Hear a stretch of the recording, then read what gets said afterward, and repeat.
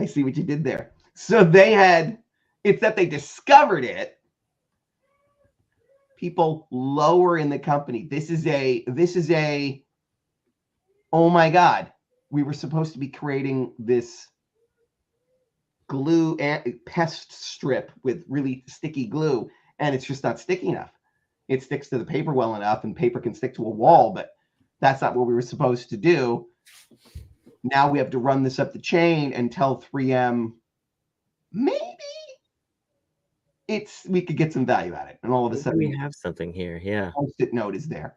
So they're kind of in that role of, we've made a discovery, but it's worse than that.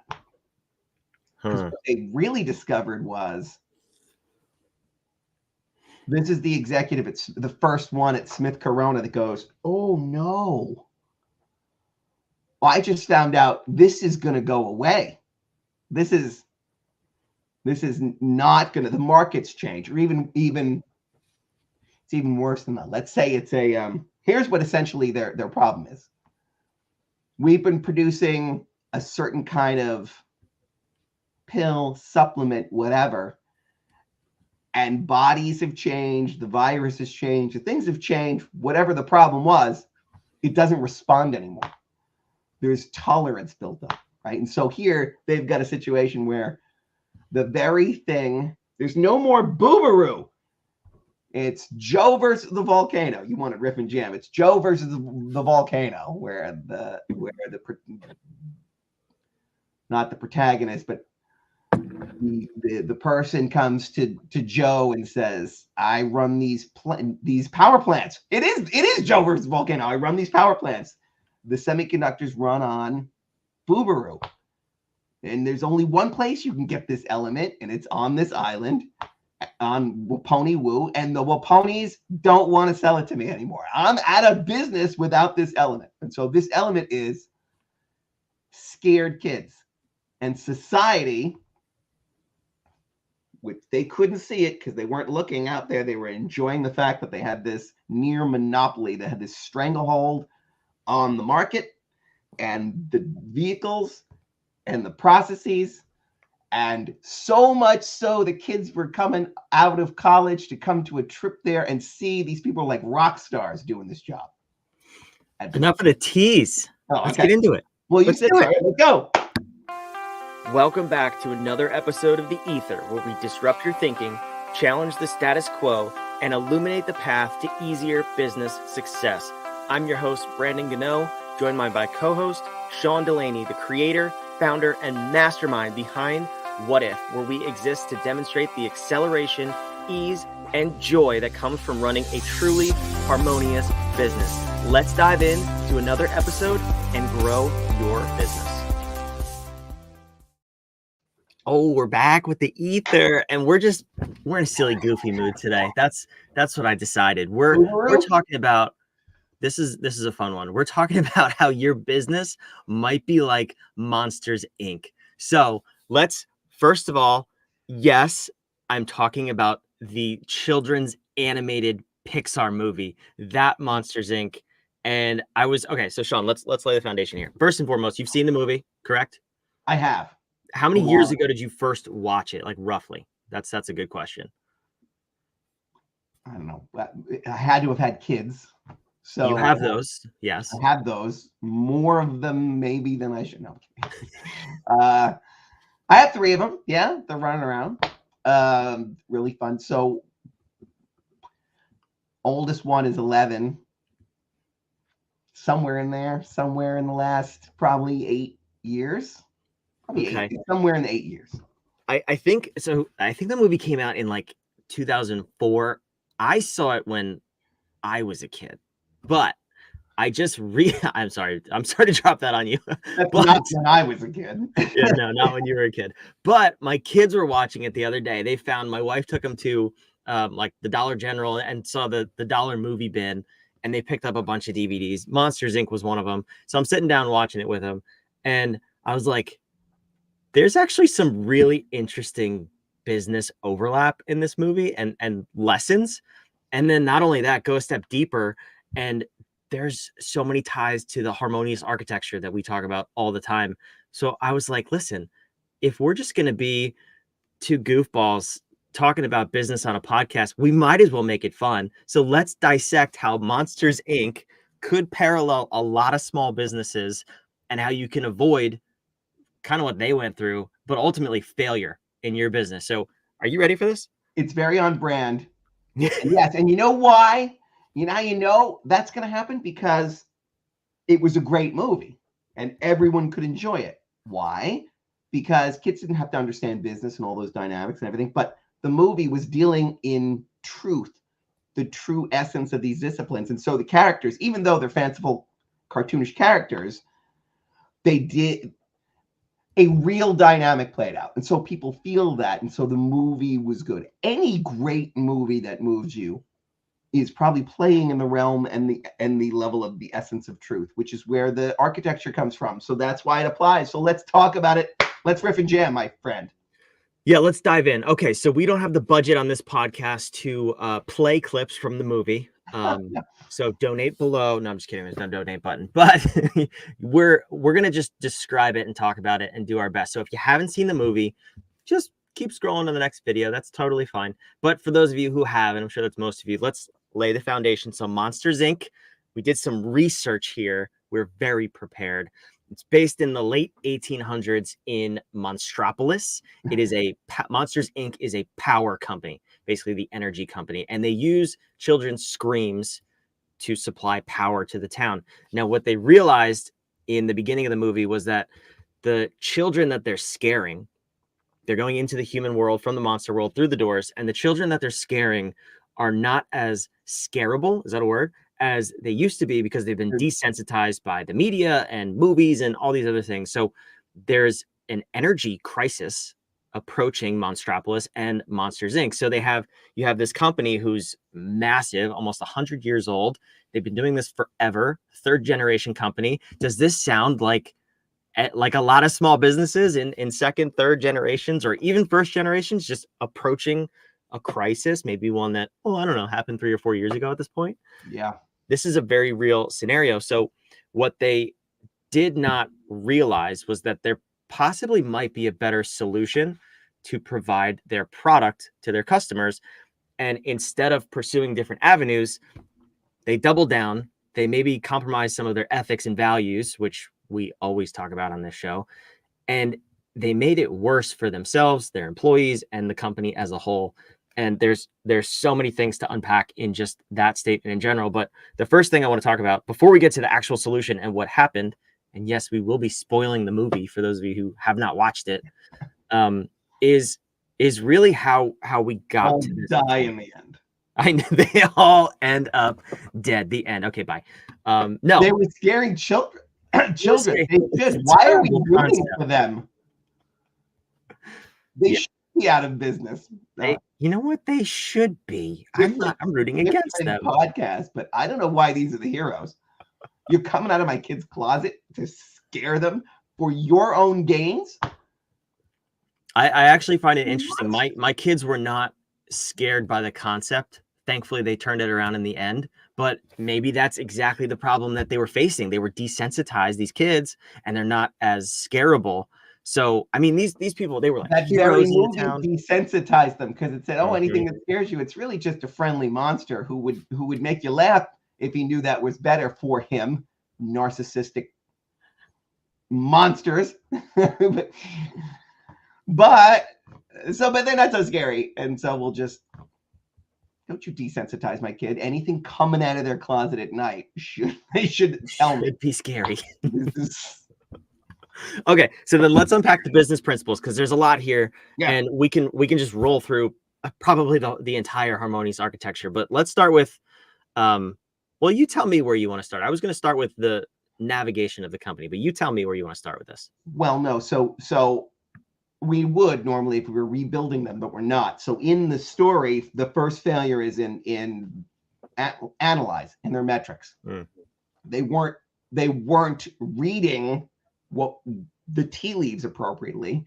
They were in denial. They have the metrics, or they didn't. Terrible, but I think they had the metrics showing that energy production is going down. And so, first, the failure was in analysis. And then that analysis didn't kick off what we would call modify or modification, which is the essence of change management. Something has happened. We didn't want it to happen. We could bury our heads in the sand and not address it because it's a real heavy lift. Or we could say, like it or not, this is now the state of the world.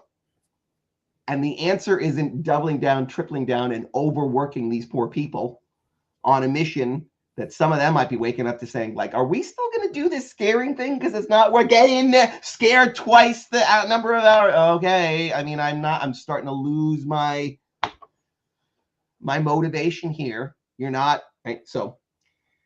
Well, in that too, in the metrics that they were measuring. So yes, Water News, the CEO, does bring the graph out at one point of the energy production and how it's decreasing and the demand is increasing. But on the scare floor, the metric that they were so focused on was like the scare volume. And they had the leaderboard in there with the different scarers. So they were still talking about doubling down. They were solely focused on the number of the output level and not about how efficient it was to get to the scare. But they actually hinted at it at one point where Sully goes into a room and fills like 10 containers of scares. And that's when he jumps to the top of the leaderboard because it was a slumber party. So they even stumbled upon potential solutions of like targeting slumber parties of 10 kids versus going in door by door, but they still didn't focus on the correct metrics. So yeah, I just wanted to highlight that too. So even that, they innovated with what they had still. They could see the market eroding, but they couldn't go there. It was still a volume metric. They innovated inadvertently or stumbled upon a change to become more efficient with a dwindling to say, well, we're going to milk everything we can out of this in the last few, in the dying stages. They still couldn't normalize that and understand that because it was too different than this is the only path that we have. How sad and how typical of every single company that's ever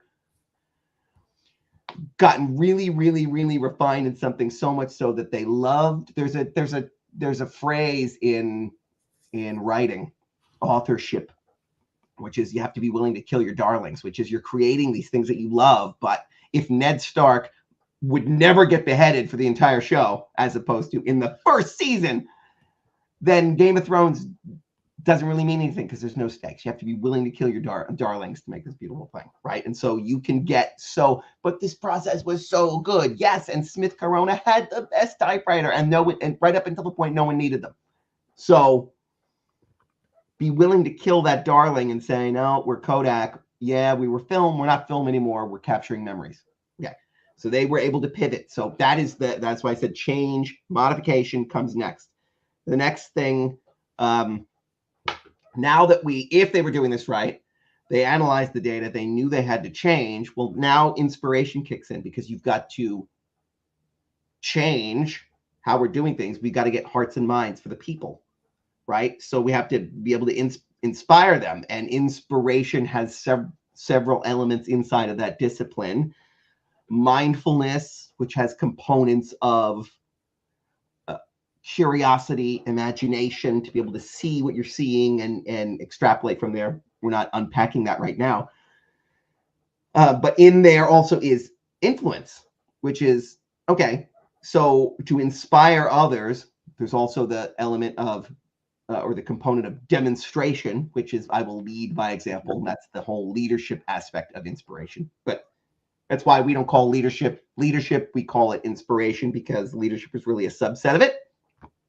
Inspiration is of yourself and others with multiple elements and tools in there. But in that influence, right, they have to be able to get management to see and change and move in another direction, and then everyone working there on those teams. Because a lot of these people are already now fearful.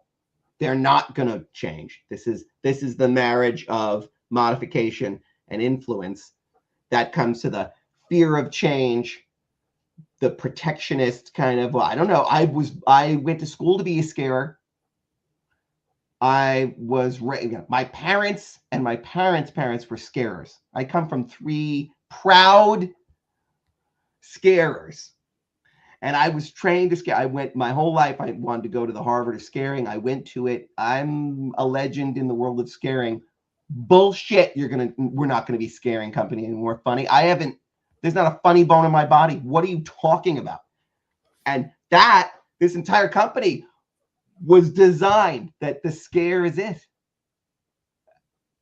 The money, power, influence, and position all went to the best scarers.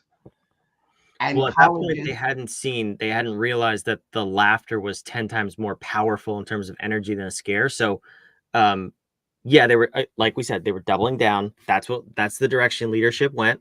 But then the next mistake, and really the one that kills companies, is they violated their navigation. The mission of Monsters Inc.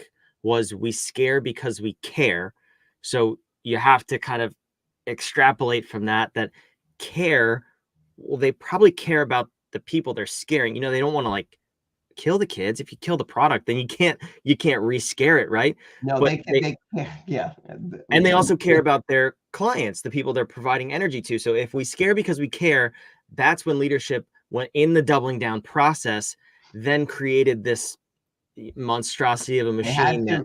So in the influence cycle, then they would get to that point where they would say, this is so deep that we have to return to navigation. Because it's not just like, well, we can't use a particular plane. Thanks, Boeing. But we're still an airline, and we're gonna yeah, it's a big shift, but we're gonna adjust accordingly by change. It's gonna be hard, but we got to get all new planes in here, all new things, whatever. That's different than, oh my God, the very thing. Flight is no longer a thing. Teleportation is better. We didn't know we could. Found out we could. What do? Do we stick with planes still, or do we, United, suddenly go with teleportation? If we're in the business of travel, are we in the business of flights or in the business of quick, efficient, and safe travel? Because when teleportation comes around, you'd better be poised. You better be playing at the right level in your value proposition. Not flights. It's a different thing. You're stuck to the vehicle at that point. You can't change. The vehicle at that point. And so they were really tied to the vehicle. But think about why they wouldn't want to change. In this scenario, I just said colleges are churning out scarers. They're not churning out jokesters. And so so even the grotesque model of all of these universities not teaching truth, not teaching to truths and how to think about evidence and extrapolating that and learning new things, not teaching how to learn and think about certain problems. No, they were teaching scaring is great, and here's how to be a great scarer, and here's how to throw yourself entirely into the discipline of scaring. That's horrendous. That's not education, that's indoctrination for a particular model of generating income. And that's exactly what's happening in our current marketplace. That's why I said it that way. That's why we're analyzing this movie. Generating income, not for you. That's a job. It's generating income for the machine. And so you have this machine. It's a near monopoly in the city, and it's pumping out energy that everyone is so desperately tied to. And they think the only vehicle is to frighten children. And they've set up all their institutions for it. They've made heroes of these, but culturally, it's been reinforced by those institutions, different institutions, to make heroes of these people and do that whole dynamic too. So for this company to have to change, there's almost no one willing to do it. The only reason that movie works is because they realized this is dead. We can't not. They're Kodak in that moment of going, you can kick scream as you're going out the door, but you're going out the door if you're tied to this vehicle. because the vehicle is now gone. We don't do flights anymore. We do teleportation. So that's kind of the transition point of the movie when Mike and Sully get back in and they catch Waternoose in the act of threatening to steal as many children unethically as possible to sustain the production of the company. Obviously that's not the position that we want to be in as CEOs, but that's kind of what happens. If you continue down this path, you're left with, the further you get in that hole, you're left with no other options than to continue doubling down. So when he's caught by the feds, per se, I don't know what they're called, the CDA or whatever it is, and he's revealed, that's when Sully becomes the new, well, they temporarily shut down first, then Sully becomes the new CEO of the company, and they switch over entirely to laughter as a source of energy, which, as we've said previously, is 10 times more effective and powerful than screams. Okay, so in that, then now there's been a sea change, and now at this point, yes, if they hadn't done it before this would be the next step anyway. They have to revisit navigation. Who are we? Who do we serve? Those things are still the same. Our core values shouldn't have changed just because we said, well, we scare because we care. We don't scare anymore. That doesn't change who we are. Our core values should still be the same. Our mission is still the same. We're still serving the same people in the same way, like providing energy. But our vision is going to change. And then, and we might have to pump up. If we've been saying we're innovative on the wall, we need to really revisit that. Are we? Because we didn't see this coming. We now only innovated because we were a dinosaur with one foot in the tar pit. We're like, oh my God, we barely escaped. I don't know that we're an innovation company. Anyway, we have to revisit navigation and understand where we're going with that. And then the real heavy lift, though. So heavy lift, if it turned out our core values made us do some really rotten things, and that's why we got in this place. So we need to, it might be that it's all fine except for we were asleep at the switch. So then you got to get into order. What is our value chain now? And how does that all change? We have to change everything we do here, potentially. We have scare floors built out. How we hire, how we monitor people, right? How we measure everything that we're doing. All the training that we have, all our ubiquity, all our marketing materials have to change, and all our job postings have to change, and everything we're doing, right? All our community outreach to find new young talent that's scary. We don't do any of that anymore. Those people aren't right for us. Well, you should still have a quota for hiring scary monsters. Okay, see where that gets us, society. Let's find the best funny monsters. And there's places for scary monsters inside the company. For that particular job, they got to be funny. I don't mean you're scary and you're ironic. They got to be funny, okay? So in home, which is what we call HR, home is humans optimized in a meaningful environment. So this entire environment has to change. We have scare floors. Everything's designed around the scare to change this entire culture. And we have to make these new jobs that we're creating and the new mission that we have meaningful to these people. And we have to make the environment suitable to that funny environment that we now have to cultivate. And we have to optimize these people in a funny environment, not to use environment too much, but I'm picturing how they might have had, I don't remember the movie as well as you do, you just saw it, but if the rooms are all scary and we're getting everybody in the scare mode and that kind of thing, well, we need to change all of that kind of stuff, right? So then home becomes a huge thing. We got to get all these people there, and we have to manage it in the way that I think the movie kind of glossed over the fact that there was massive layoffs. Yeah.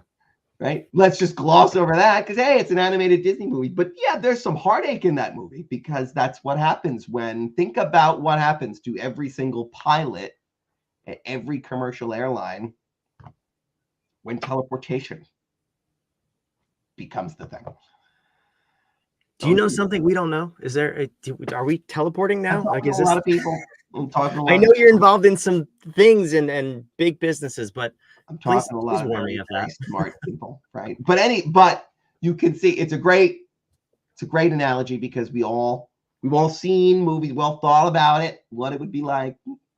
So when those Star Trek teleporters come, whatever they're called, don't throw hate at me, Star Trek fans, right? But then all of this discussion, imagine that then they have flight schools, they have all the whole programs to get people to learn how to fly planes. You've got people coming out of the military, they're flying jets in the military. Well, the military jets might go away too, or maybe they don't, because you can't really, maybe you can't teleport bombs.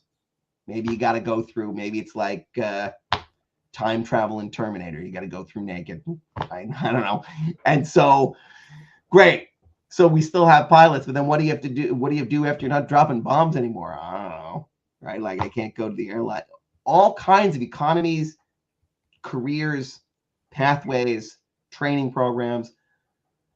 Massive machines need to be disassembled and then reassembled to do other functions. That's a massive change. And if you're not equipped to provide a home for the people that you need, that is attractive to them based on your understanding of ubiquity, your marketing, but your navigation, who you are and the jobs that you need and who you serve and the kinds of things you have, you're not going to be able to pivot quickly enough if you're not, unless you're thinking about how these disciplines really play out and the ways to leverage them in each other to be able to see a problem that is coming for your avatar and pivot in a way that doesn't blow up everything you've built, honors the processes and pathways that you already have through creating value for your clients, and to maintain that when the world shifts, because your mission doesn't change. I serve these people who have this need. Just because a technology or a societal or a geographic, like, environmental issue arises such that it could destroy the vehicle, the mission doesn't change so long as the need is still there. Yeah, so this is a much bigger example than we're talking about changing an industry, because that would be an example of like a Fortune 500 or probably a Fortune 100 company, if not bigger, in the example of Monstropolis. When you take this example to small businesses and entrepreneurs, this happened yesterday, and that's why I think it's an interesting conversation to have about this movie. I was on a call where two different people were debating changing their industry, or I guess really the customer that they serve, but kind of industry hopping at the same time, much like Monsters Inc. did. And they don't realize that there's so much more behind it, that you have to completely restructure your business as you do that. So, you know, like Sean just said, and like we've been saying this whole time, if first and foremost, if you don't have that clarity on who you are, who you serve, what your business is in the first place, I want you to go to whatif.com and take our instant clarity assessment called the BAD, and it'll give you that roadmap of what you need to do next, what you need to change, and really where your business is. But after that, what you need to understand is if you're going to change the structure of your business and you're just going to continue throwing spaghetti at the wall, you're just going to end up back in the same place. And that's ultimately what happens every single time. So as we wrap up, Sean, what are your closing thoughts? The BAD is like a strength test that tells you exactly where you are in these 10 fundamental disciplines before something changes that causes you to test that strength and realize you're just not there. And so in the disciplines that we already talked about, plus the others, there are 10 of them total, this is the strength test to see where you are, so you know that if anything changes, you're going to be ready to handle it. Go do that. We'll see you next week on the Ether. Thanks for listening to this silly, goofy show about monsters. We'll see you next time.